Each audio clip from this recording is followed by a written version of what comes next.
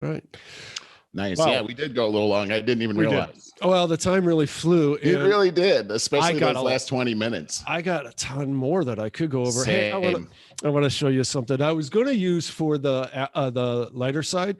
Yeah. It's just stupid. I saw that down there, though. Yeah. Oh, yeah. But I just thought about that Chrissy Teigen thing with Candace Owens, and it tied in.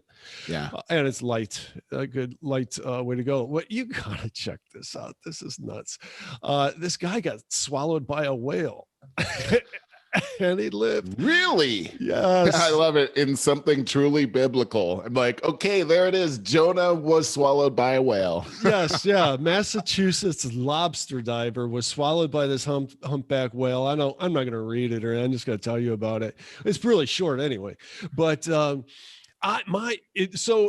he said he didn't know what happened. It came up from behind him. He thought he got bumped by a shark, and he says all of a sudden everything went dark, and then he finally realized that he was in a whale's mouth.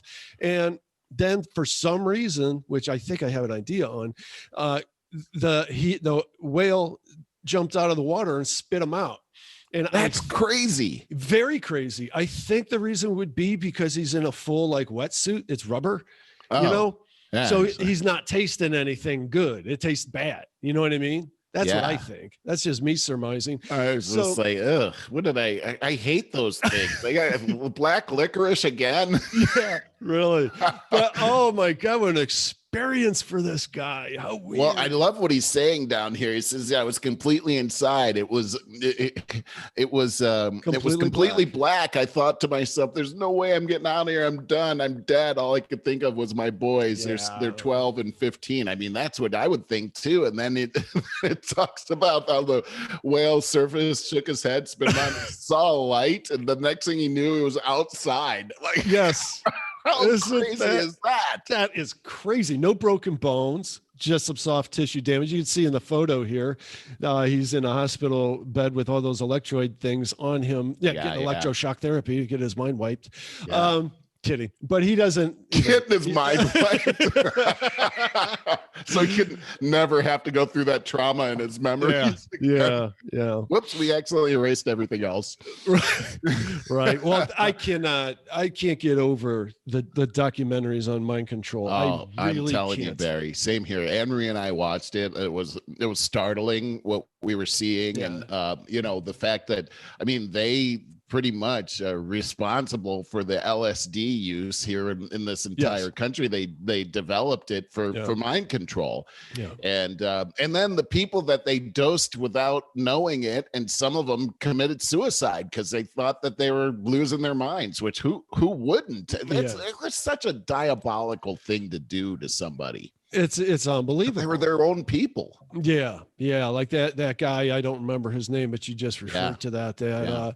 They dosed him, and he was like on a bad trip for about 5 days before he killed him. So he jumped out a window. Not only that, is like he started to go crazy, and instead of telling him, okay, we did this to you, they took him to an allergy doctor. Yeah, right. They knew what the problem was, but they took him there. I mean, I can't imagine this what a terrible thing. And then they said the witnesses who saw him jump out of a window and kill himself, that he had started from way back and was in a full run when he jumped out the window. So either he didn't know that he was jumping out the window, or thought that he could fly, or I don't know. I kind of got the impression that he was just in so much kind of mental turmoil.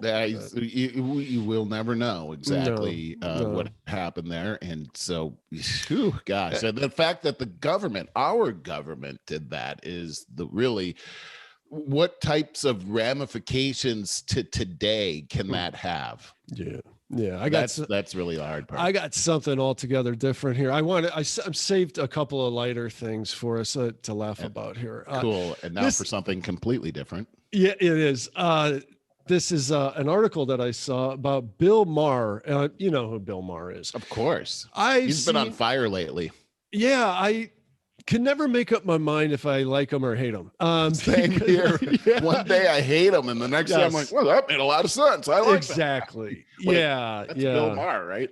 Yeah, well, this one on fire right here. So he's slamming Kevin Hart. Now, Kevin Hart, you and I have talked about him before. He's the short black comedian. Yeah, and we've both seen like him we like him. Oh yeah. Oh, yeah, he's like really like really short. Say some really stupid things though.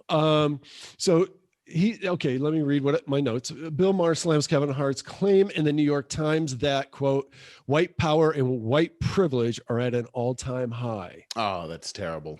What a dumb thing to say. So here's Maher's response, which is incredible. He goes, first of all, the problem with wokeness is what you say doesn't have to make sense or be backed with facts or ever be challenged, because the challenge itself will be conflated with racism.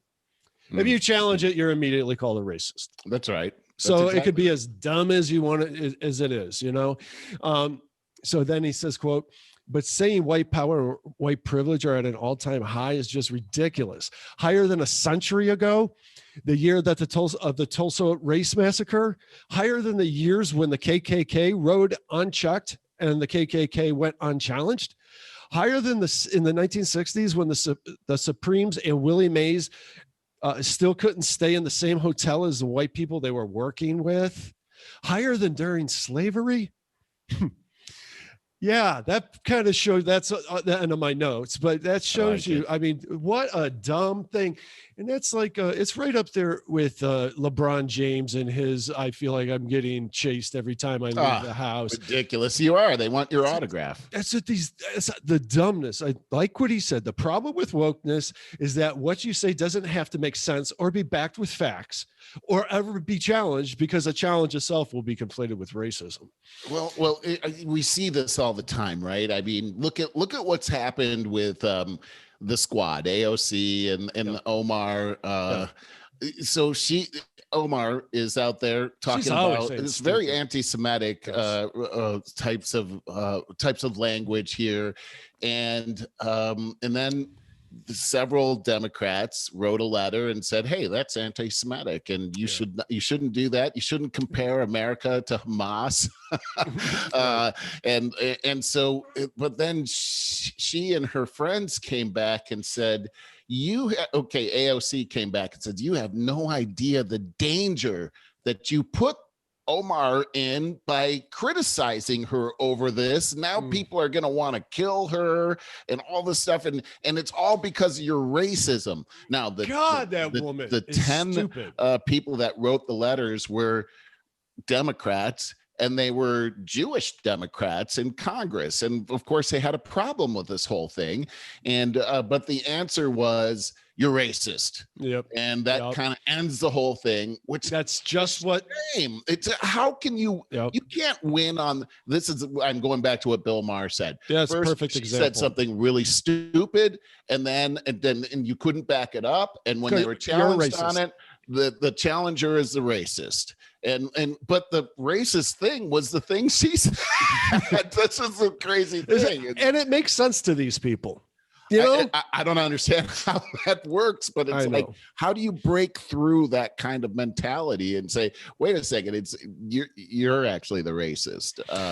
You said anti-racism is the most racist thing I've ever heard of. You said it right at the end of the last show. You really ended the show very well about loving thy neighbor and have reasonable, rational, wasn't the word, but conversations. We're reasoning together. In other words, stay in a point of curiosity, be able to ask questions and keep the emotions down. Yeah, and what she's doing and the ilk of this whole squad, it's constant. I'm a victim. If you don't listen to what I say, then you're a racist. And that gets me about her being in that other building during the January 6th thing, and she tried to immediately say how she was fearing for her life, and she thought she was gonna, oh boy, her other Republican colleagues wanted her to die. Right. Never let a good crisis go to waste. That's I mean, but again, it's just like the Portland thing going on. I'm more concerned about her constituents that elect these people. You know, that I agree. What are you thinking to elect these kinds of people? Well, I mean, Lori Lightfoot was in the news again this morning. Oh my gosh. What was this that? morning again? Yeah, it was something. Tell me what's happened this morning. I didn't see it. All week she's been in the news. She's been crazy this week. Yes. I don't remember off the top of my head, but I all of a sudden see yet another new breaking news headline. Big Apple in crisis. Wow, look at these photos. See what it says. Residents' demands came as pictures taken by the dailymail.com on Thursday, pictured various, showed junkies still on the sidewalks with many people sleeping on steps without shoes, wearing ragged. That's right outside my house, actually. Using drugs, alcohol, passed out on the sidewalk next to smashed bottles. Mayor de Blasio's administration is facing mounting pressures to curtail an alarming surge in crime. Oh, geez. Yeah. Look at this. It says hotel homeless shelters has seen a 183% spike in felony assaults and 173% spike in robberies so far this year compared to 2020, which wasn't a good year either. Defund the police. Yeah.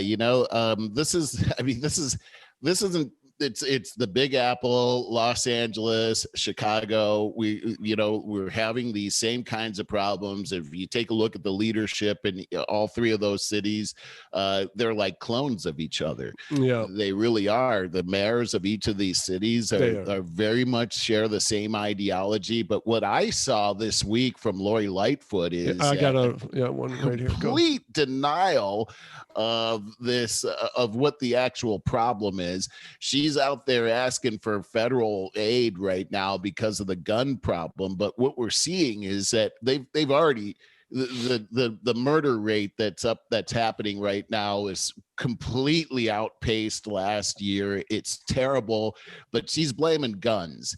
And what we saw over the last year in Chicago is not a gun problem. It's a lack of enforcement problem. And of course, the responsibility ends up right on Lori Lightfoot's desk. It's her, and it's because of this woke ideology that she embraces that has caused the whole city to go up in flames. It's amazing. It's the most dangerous place to be right now. It's one of the most expensive places to live. It's got one of the highest tax rates in all of America. And what are they paying for? And when you see some of her memos or emails that got released yesterday, they're crazy, Barry. One of them is that she's on a tirade and she's yelling, and I know she's yelling because she's all caps with exclamation points. I need office time every day. I need office time every day. I need office. She wrote that 16 times to her people that she was in a tirade about. Then she wrote something else 10 times just like that. She's obnoxious. And so rather than yelling about the crime problem or enforcing crime or getting her city under control, it's these things about office time. It's it reminded, when I saw her email, it kind of reminded me of that movie The Shining, where she discovers that all he wrote was that same thing over and over. All work and no play makes Johnny a dull boy. It's very much, I think we got a problem. We got a problem. So listen to this headline. Lori Lightfoot declares racism a public health crisis and allocates $10 million of COVID funding to fight it. Weeks after she refused to be interviewed by white reporters. That's right. So she's reallocating $10 million from the COVID funding to fight racism as a public health crisis, and she's the racist. Okay, so here's what I get out of that is we need $10 million. Let's call racism a public health crisis, and let's keep this money. It's just, there's so much corruption going on, and the city itself has a long history of corruption. $10 million. What are they going to, I'd like to see the plan they have to fight racism with $10 million. How do you fight racism with $10 million? Well, she could start treating reporters equally. That'd be a good start. You could do that for free too. That would be the best start, because you're a racist, Lori Lightfoot, for saying that you're going to only, you won't actually let white reporters interview you. Right. Racist. You're a racist. Get used to it, because we all know Speaking of spending a whole lot of money here in California, Gavin Newsom has proposed a $100 million bailout for the weed stores. And I got to say, why do they need a bailout? Yeah, because, it's funny because apparently they're trying to make sure that the weed industry here in California is sustainable. I'm thinking, I don't think you need to pump $100 million into a weed business to make it sustainable. It seems to be doing quite well on its own. It's supplying the entire country. And so here's the thing. I looked into, I'm like, what? Okay, this can't be right. $100 million. Okay, so that means that even if you're not buying the weed at the weed store, you're buying it because you're paying for it every time you go to work. Yeah. Here's the thing is that it turns out that we have these stores out here that are licensed by the government here, the state government, and then there's all these other stores that aren't licensed. And here's the deal is that when you go into business with a weed store, you get this temporary license, and then you have to do all of these environmental things, which I don't know what they are, but apparently it's extremely expensive. It's time consuming. It's taxing on the employees. And as a result, only about 13% of the weed stores here have complied. The rest of them are out of compliance. In other words, they're illegal. Yeah. And so it's going to put these other businesses are going to go out of business. So Gavin Newsom is going to put $100 million into this to make sure that this whole thing is sustainable. But rather than change the whole bureaucratic thing where it's all expensive and everything, they're not going to fix that. They're just going to throw $100 million at it. And I started thinking, well, what are the environmental things that are so expensive? I mean, I know that you have to grow organically so that you're not putting a bunch of pesticides in your body. But I mean, so that's probably the tip of the iceberg. Knowing California, they're right. I can only imagine. I was just listening to a Joe Rogan podcast the other day about this guy who does documentaries, and I wish I could speak with more specificity, but he said that he went up into, this is one of his many documentaries, his latest one, that he went up into the Montecito, I think it is. Okay. The mountains there or whatever. And I'm pretty sure it's Montecito. And there's an entire off-the-grid culture there. And they have gates all across the way as you try to access more and more of this. And he says the reason for the gates is because if somebody gets a search warrant, if the authorities get a search warrant to come in, they can only go as far as the next gate. And so by the time you get to the fifth one, you know, it's null and void. Nothing happens. So there's this whole off the grid culture up there. It's super dangerous, and they get by growing pot. And they sell it. It's all, again, it's illegal. It's off the grid, and it's supplying most of America with their pot. It's most of America. And they use pesticides by the giant barrel of them with the hazard symbols on it. Yeah. That's probably what we're talking about right here. But I mean, when you start to take a look at California's problems and what we have here, it just doesn't seem like the weed stores are the big problem in California that we need to put $100 million into it when the whole city's falling apart all around us. I mean, it's almost like the ship is sinking. All right. But the potato chips in the candy shop are going to get wet. We must save those potato chips, you know. It's like, I totally agree with you, but I am saying that instead of bailing them out for $100 million, if you take care of that illegal, illicit stuff going on up there in the mountains with all those weirdos, and he says it's super dangerous. He thought he was going to be killed on several different occasions. There are so many common sense things that can be done here in California, and that's one of them. I mean, you just came up with a very common sense idea right there. But here's what happens here is, national news. California's got a drought problem. National news, fires everywhere. And when you really start to peel back the onion on these things, it always comes back to very poor management. You know, it's almost like, you know, the person that's perpetually poor, and you start to really look at it, and I hear they've maxed out their credit cards. They just have it's just bad habits here that we could correct if they would just discipline themselves. And that's what's happening over here. It just, you start to look at just, you know, from a city, from a county, from a state perspective, there's just bad management. And we're seeing that. Speaking of that, one last thing I'll just say, we have a sheriff here, Villanueva, who has he's at odds with the political machine here in Los Angeles County and also in the state. Los Angeles has always been, Los Angeles County, a very tough place, very tough gun laws.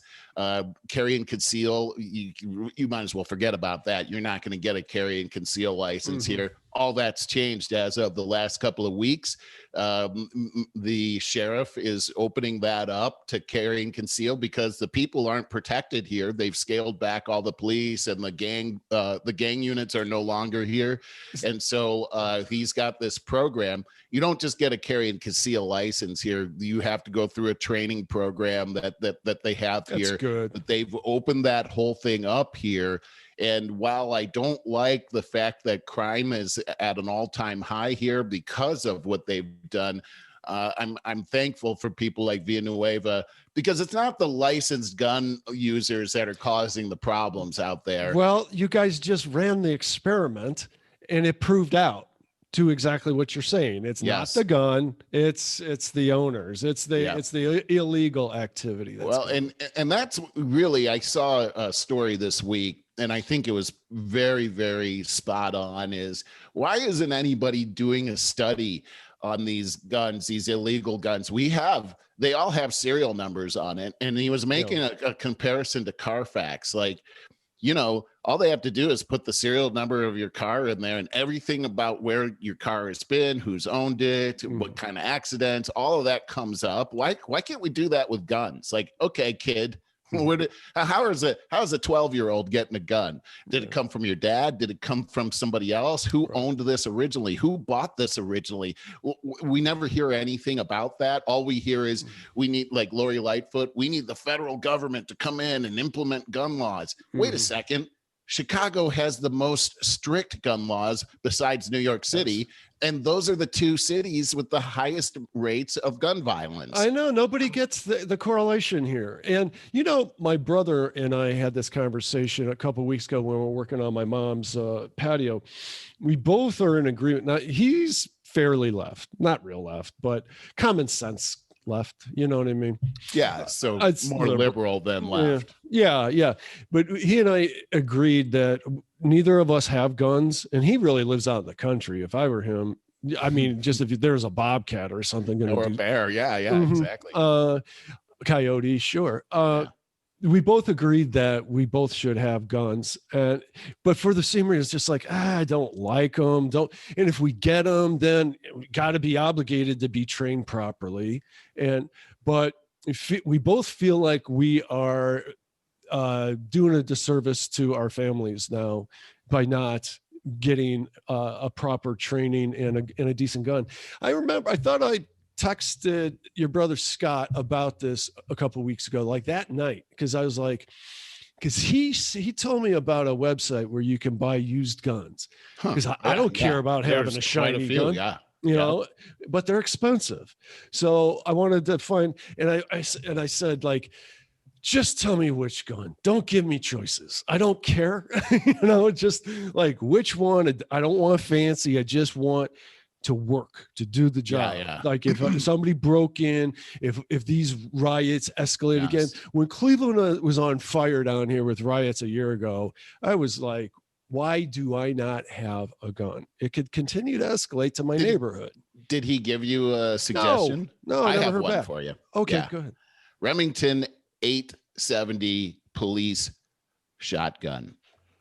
That's the first one I got. And I'll tell you what happened, Barry. I probably told you this story before, but one night, Anne-Marie and I were asleep on the couch. It was 1:00 in the morning here when my neighborhood was very safe. It's not that way any longer, but somebody tried to break into our house while we were here. End of the story was he didn't get into the house. The police came. He ended up in jail. But the fact was, for quite some time, this guy was trying to kick my door down. Crazy guy. Yeah, he was a crazy. I could see him through the window, and he didn't care that I'm 6'4.5" and a big guy myself, who was telling him that I was going to kill him if he came into the house. He was trying to get in there desperately. And I had a flashlight. But I mean, albeit it was one of those big mag lights, but still, I didn't have a lot of confidence that was going to do the trick. Nothing more dangerous than somebody that's really truly crazy. So on drugs, uppers. Yeah, he looked like he was on some kind of upper. Yeah. Anyway, bottom line is that was the thing that caused me to realize I can't let Anne-Marie be in that vulnerable position. That's exactly that. Exactly. If I lived by myself, it would be a different story, but I have my wife there, and what could have happened to my wife? I mean, the thought of that is, I can't even go there. Let me ask you something. So you suggested this shotgun, and I'm going to give you a reason. Okay, yeah, and that's what I'm going to ask, because I've had this conversation with many people. I know the arguments for and against is shotgun. You just point that way, blam, they're gone, and you're not going to miss. But you don't have to aim. You're going to do a lot of damage and maybe hit more than you wish that you hit. So in a shotgun situation. But in a handgun, it's hard to hit your target if you're not It's very hard to hit your target. It's amazing how hard it is to hit your target with a shotgun, because on TV, they never miss on TV unless you're the bad guy. Yes. But with a shotgun, here's the thing about a shotgun and why it's so popular for home invasion is because it's not a long range ballistics. It's not long range. So like, you're not going to get the guy in the house across the street. If you fire off your shotgun, you're going to get basically what's in front of you, and it's going to spray. And so as far as being worried about hitting somebody else in a house situation, you're pretty safe. Here's the big deal about having a shotgun like that is that's it. When you cock that gun, it's a trigger sound. I mean, no pun intended. Yes. But you hear that sound, even when you just made that sound, I actually got goosebumps. Like, okay, that's the sound that says, get the hell out of here. I mean, as fast as you can. That does the speaking for you. Yeah. And like, if that guy is trying to break into my house and I that, you're not getting in here. I don't know about you, but that would cause my tennis shoes to start going the other way. And I mean, I just, practice with that, and it's just like, holy crap, this thing is and not only that, Barry, when you hold it, I mean, you feel invincible with that thing. And so it's a good first weapon to get. I wouldn't recommend that Lisa use it, because it does have a kickback. Oh, God, yeah. It was like Joe Biden actually said one time, ladies, get a shotgun and just blam out no, that'll knock a little person down. You don't just blam out the door like that. In fact, never do that. Never, ever do that. But I mean, so you have to be very responsible with these things, but I'm telling you, that's a good first one to get. Okay. And not that expensive either, by the way. Oh, that's good. I think I got mine for $350. Okay. How about this alternative? Tell me what you think. If I were to convince Lisa, because like you said, okay, so this doesn't do Lisa any good if I'm not home. Or if she grabbed it and did that, you're right. Okay, I'm telling you. What if her and I got serious about this, and then we got a couple of handguns and said, we're going to spend 6 weeks going to a range and training and getting to know how to use these? Would you think that would be a good way to go? Absolutely. Okay. The more that you use the weapon, the more you realize the weapon is a tool, and it doesn't just start hurting people. You'll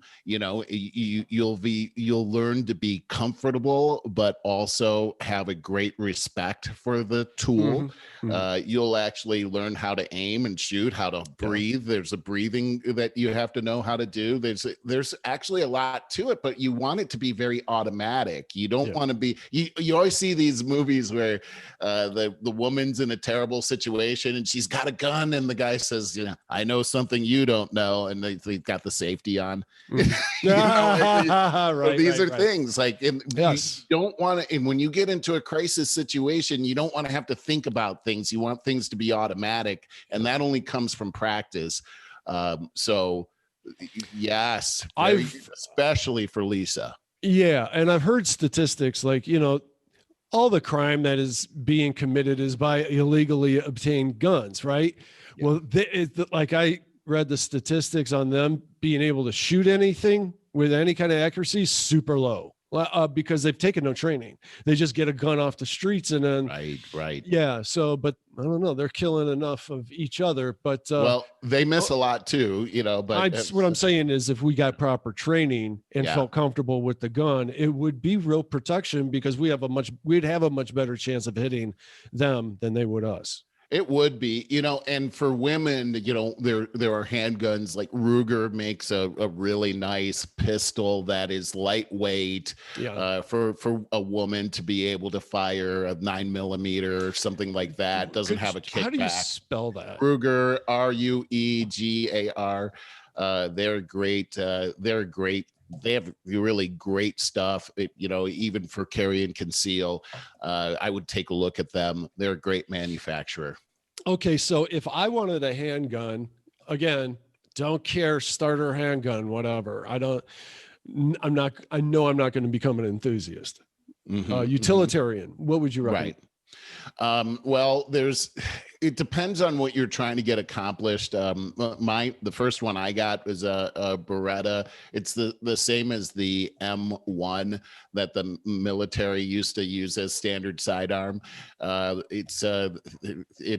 could get you pictures of it, but it's a fairly it's very easy to fire.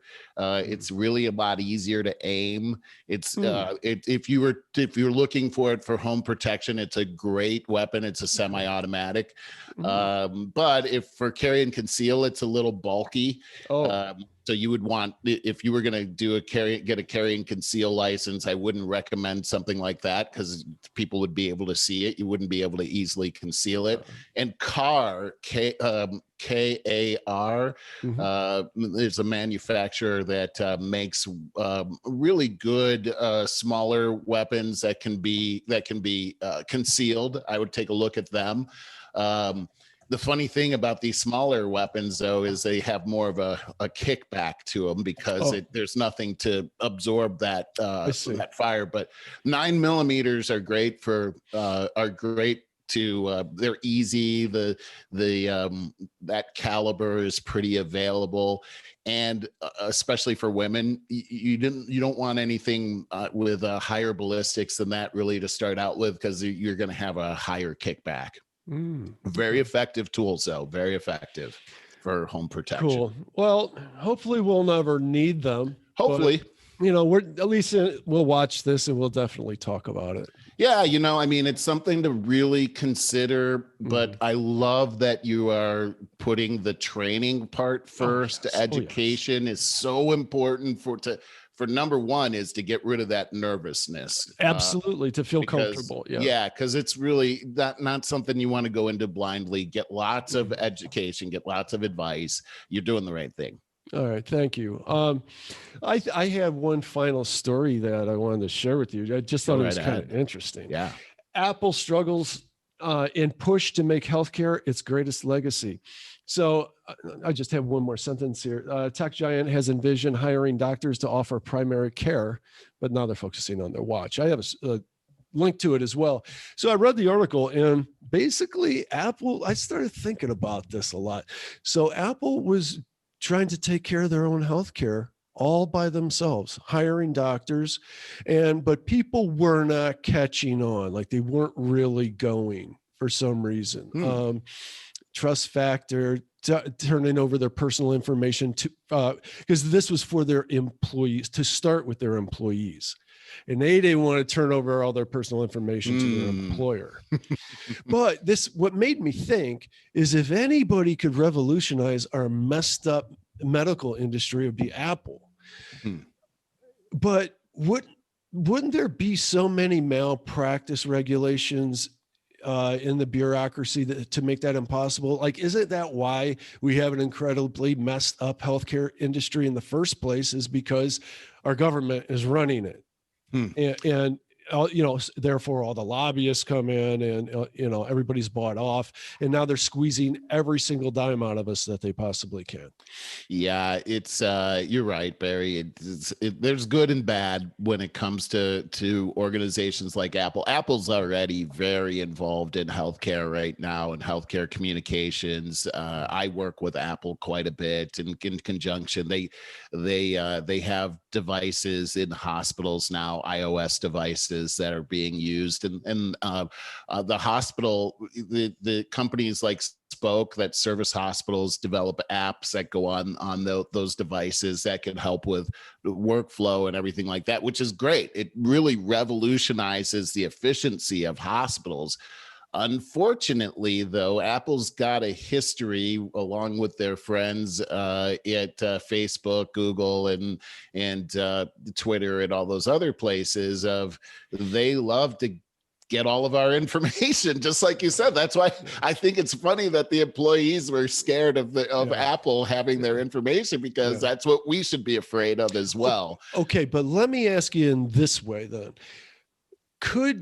This made me think, these billionaires like Bezos, he's like, as we learned last week, he's got to just constantly reinvest his money in something. Otherwise, so he can avoid taxes and stuff. Right. Exactly. That's what they do. Could a private person or company actually come in and revolutionize healthcare? Just be like, forget your government healthcare, get it here. There's competition amongst us. You can get a quote on how much that broken arm is going to take to be treated, shop around, this kind of thing. Could a company come in and do that?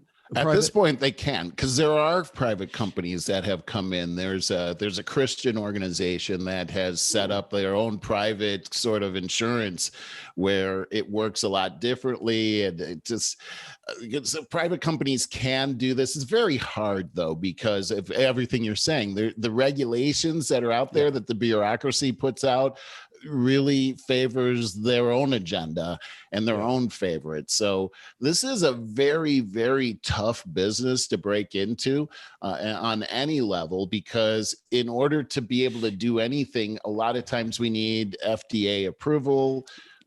Which, gosh, I remember when we were going through this approval process at Extension Healthcare, with the FDA, we needed what's called a 510K approval. It took about 2 years to get the approval so we could sell a function that was inside of our platform for integrating life systems.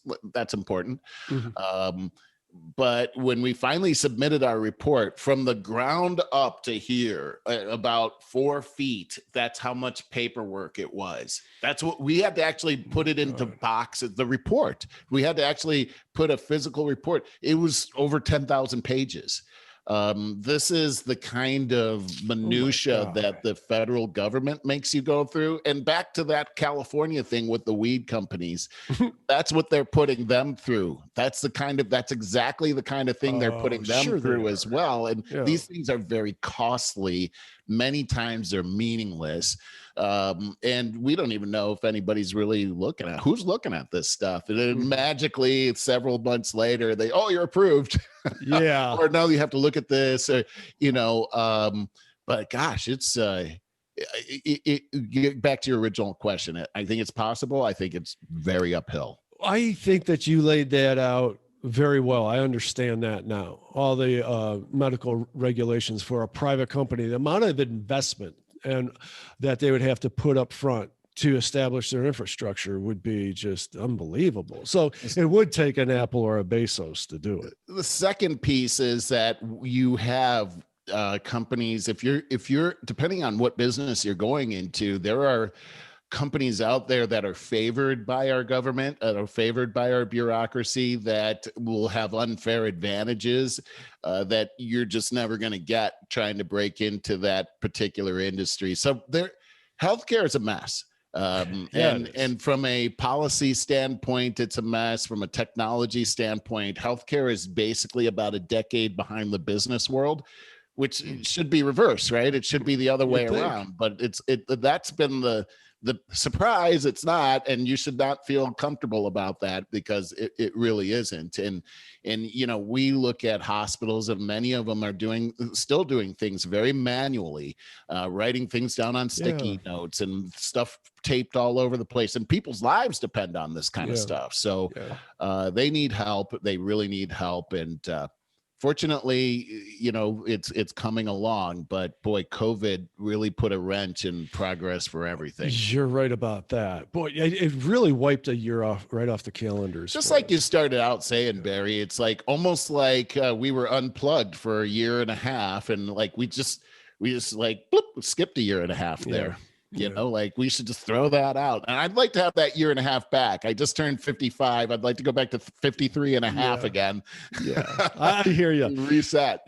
So just to wrap up, because we are going to have to get going. I know it's always so hard. Fun. I know. I've got a ton of notes here too of stuff. Well, throw something out. Okay. The federal, our military system, Barry, Tom Cotton, and boy, what's the senator from Texas? Not Ted Cruz, but the one that has the eye patch. I really like. Oh yes, guy. Dan Crenshaw. Dan Crenshaw, really sharp guy. Well, anyhow, a couple of months ago, they put out a message saying, "Hey, we're concerned about our military and what's being, the indoctrination that's going on here." Yes, I read about that. I'm looking for volunteers to call in and tell us about, the experiences that you're having. And what came back, he actually was in Congress this week, and what came back was pretty shocking, actually. Let me just give you an excerpt from something he was saying. He says, one Marine told us a military history training session was replaced with mandatory training on police brutality, white privilege, and systemic racism. God. He reported that several officers are now leaving his unit, citing that training. They're leaving the unit, Barry. Just like those police retiring. Another service member told us that their unit was required to read White Fragility by Robin DiAngelo, which claims, and this is a quote, white people raised in Western society are conditioned in a white supremacist worldview. This is the thing. And further this week, regarding the military, there was the Admiral Gilday was up at Congress as well, and he was being drilled on a book that he has recommended called How to Be an Anti-Racist, written by Ibram X. Kendi, who is a bigot. I mean, plain and simple, the guy's a pure bigot. He has said in the past that whites are a different breed of human being and responsible for aid. He said that in his book that he hates white people. And this is a book that the Admiral said would make his military stronger. Meanwhile, which is hard to understand how that could make anybody stronger. Very hard. Meanwhile, at the same time, NASA comes up with a mission video, and I have a link here in my notes, Barry, if you want to put that in there, because I was kind of shocked at their new mission. Their new mission is equity. Oh, no. Their mission is equity, not equality. It's equity. And you'll want to see this, Barry. It's on Facebook, on their Facebook page, and it goes into what that means. So there didn't seem to be a whole lot about space regarding NASA. It had everything to do with equal outcomes. And as this makes me sick. I hate the platform of equal outcomes, but I love equality. Opportunity, equality of opportunity. Is what you decide to do with it. Equal outcomes means somebody else has rigged the system so that everybody has the same thing, no matter how hard you work or how little you work. That's communism, baby. And that doesn't belong in NASA. And it doesn't belong in our in our fighting services whatsoever, because what this is teaching is that America is a bad place, and who wants to defend a place that stands for evil? I certainly wouldn't. The military is a place that's supposed to not have a political influence for a reason, because that is what keeps America safe. This undermines our security and our safety. Again, we got to get the word out there so that people can This is amazing. Congress people. Amazing to me that this is infiltrated the military. So we're gonna have a woke military. You got to be kidding me. They're gonna all have blue hair and stuff, and it's piercings. Do you know what the reaction Crenshaw got after? I think you said he addressed Congress with this. It was Cotton and I don't think Crenshaw was there, but Tom Cotton was there. Oh. I just have the report of what he said. I don't know what the reaction was. I don't know what's going to happen next, but I do know that since the Biden administration has come in at the beginning of January, there's been massive changes like this all around. Yeah. And we saw critical race theory in the school system, but that's just a start, Barry. This is infiltrating all of our systems right now. It's a danger. It's a danger to our way of life. And I, for one, won't stand for it. No. Well, we do our best to spread the word here. That's for sure. And some awareness. Now, what bothers me about every time that they make these gross generalizations about white privilege and all that other racist stuff is they never quote studies. They don't give us their source material. No, it's because there are none. There's no proof of this stuff about white privilege and us being some kind of elitist, whatever they say. Let's face it, we're all privileged to live in this country. This is the last bastion of hope, really, for the world. Yeah. And if we lose this, we lose the world. We really, it's that serious. We've got to be serious about this whole thing. I'll finish. I have a whole bunch more, but I found this one was kind of interesting. Is Victoria? Did you hear about Victoria's Secret? Yeah, something like I saw a headline that they're going woke with their models or so. Tell me. So the brand has recently faced accusations of sexism and criticism over lack of diversity. And so they're going to swap out their Victoria's Secret angels for ambassadors. And so we're going to have, let's see, I don't know if I can read these names. Indian actress Priyanka Chopra, U.S. footballer. Megan Rapinoe and transgender model Valentina Sapari have joined Victoria's Secret as embattled.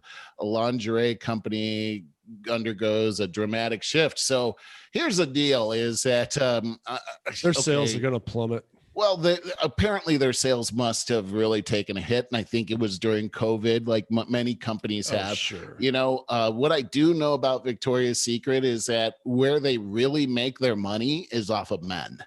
And men go into the store. Anne-Marie used to work at a Victoria's Secret, and they go in, they don't know, they're all embarrassed, but they want something for their girlfriend or their wife.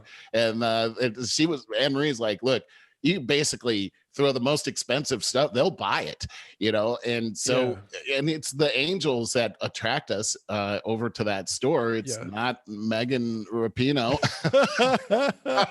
I'm just saying, I don't think this is going to work for these guys based on the demographics of who buy. And I think they were just hurt because of so many people were out of work and isolated at home. And you'd think maybe that would be a great big deal because everybody's at home, but it just didn't work out that way. For COVID, everybody was at home, but we were so irritated, I think, anyhow, we'll see. Everyone was at home in their sweatpants. They were, we were looking pretty ugly. we weren't at home looking all sexy. We were at home, like we had cracker all down the front. We all put on a little weight. I got a little COVID expansions that I'm trying to work on here. But hey, we should wrap it up here. Yeah, I just want to ask, are you going back to the gym yet? Oh, eventually I'm going back to the gym. I gotta go back to the gym. It's so expensive, but it's also expensive not to go. Nah, that's a good point. I would love to know the studies. I'm sure they're done, but about how much money you save by staying in shape versus paying for medications and doctor bills. I agree with you on that one. That's for sure. I really want to be back there. It's one of those things where we've had to really kind of budget since COVID, because I make half of my money on commission, and really the sales have been very slow over the past year and a couple of months. Actually, I'm coming up on my 1-year anniversary at Spoke in a couple of weeks here. So amazing. It's been a year. Change your Facebook page. It says that you're still at Vasera. I don't think it does. Yeah, it does. Because I share our link to your Facebook page, if you've noticed. And it says when I type in Merle, it finds you immediately because you're my friend. And that's what it says. Merle Garrison, Vasera Communications. That's really odd. I will check that out. I'm actually going there right now to check it out, because I see it right at the top. It says Regional Director at Spoke. And it's right there at the top. Regional Sales Director, Spoke. I don't know why it comes up like that. That's weird. Anyway, well, hey, maybe there's a problem there, but we'll have to check that out. Anyway. Yeah, man. Great show, Barry. I enjoyed it immensely. Me too, as always. I can't even believe how quickly it goes by every single time. Sometimes I come to the show and I think, what are we going to talk about? Yeah, I did this week.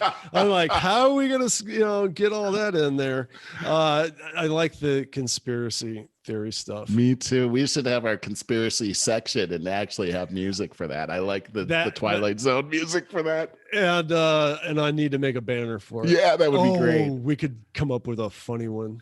I love the idea. Something like all retro looking with UFO. But what's funny about the UFOs? Is I think that more than 90% of anything that's UFO related has always been garbage, fake, and even a lot of stuff thrown out by the government to make you look like a fool. But so UFOs, flying saucers and stuff in the 50s look like they were designed by the artists by Hollywood, right? Exactly. They're all really old looking, like saucers and stuff like that. Now they're all wedge shaped. They're all modern. Yeah. That's funny? Interesting, isn't it? Yeah. So those aliens, they're modernizing their stuff and everything. They saw our movies and they're following our fashion. Yeah, we can do better. So anyways, with that, gotta go. Man, have a great weekend. It was a lot of fun. I can't wait till next week. And happy Juneteenth to you and everybody else. All right. Talk to you. Bye. Bye.